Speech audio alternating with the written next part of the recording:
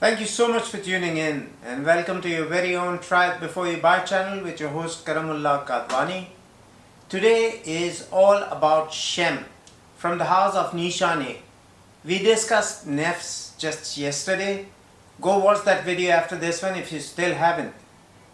This will be an in-depth review, so before we get started though, if this is the kind of the content you like, please do like, share and subscribe to my channel, as the channel and I are in its very infant stages trying to make it big and trying to bring to you my overviews, price points and alternatives where possible.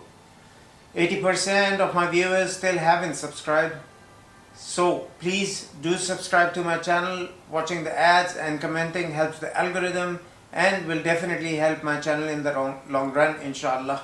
As we pay full retails on my perfumes, I'm not on the free bottle brigade and do not have any other means of acquiring these fragrances otherwise. Let's just start by saying, if you're kind of the grail collector or love investing in luxury niche, then this is a must-have. Also makes sense if you're a Nishane fan, that I know many people of who love the brand and its releases, then you might be interested too.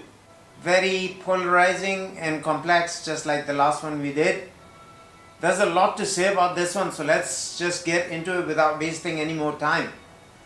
There's a lot of mixed feedback on this particular release, believe it or not.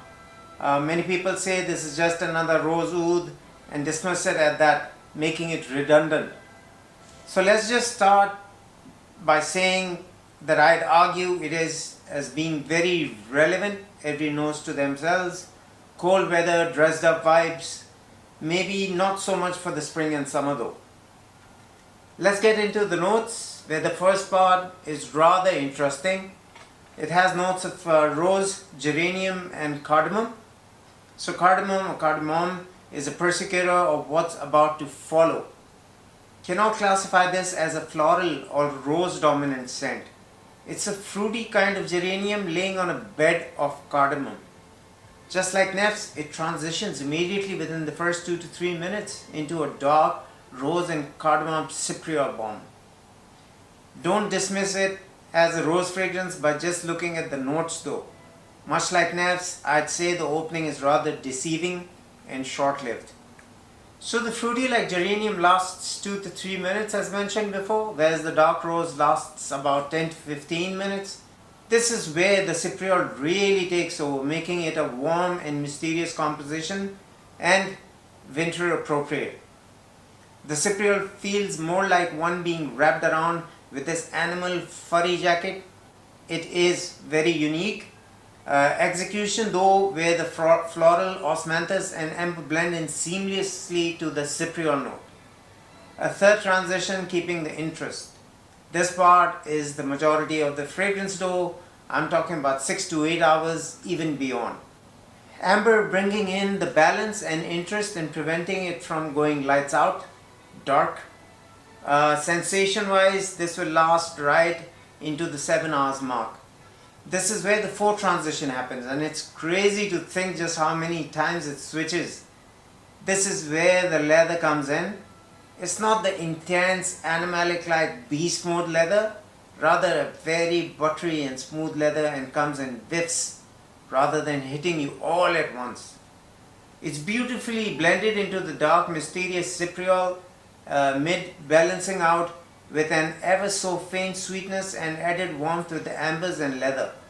The leather here also acts as an anchor leading well into the dry down, helping it transition into the fifth and final.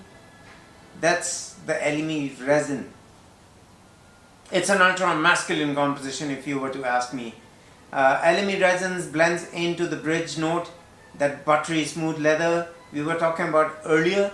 It's such a curveball though, like from a dark composition contrasted by this uplifting scent that rises up with a fresh spicy feel and a green earthy vetiver, perfectly going from dark earthy cypriol into the earthy green vetiver. You really need to wear this fragrance, say 12 to 16 hours, to fully experience all the magical transitions and awe at its longevity. It's like wearing 2 or 3 perfumes at once. They'll keep you transitioning from one facet to another warm, classy and mysterious. Cypriol is the new oud. Oud was the buzzword. If you were to ask me post 2020, Cypriol is really taking it over. It's worth the hefty price tag where you can get away with just a few sprays.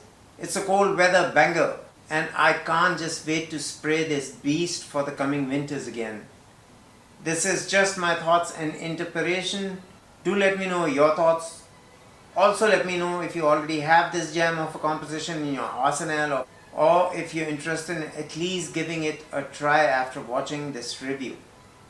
Do share your experience and don't forget to comment. Feel free to ask me any question and I'll answer you to the best of my capabilities. Until the next time, your host Karamullah Kadwani signing out.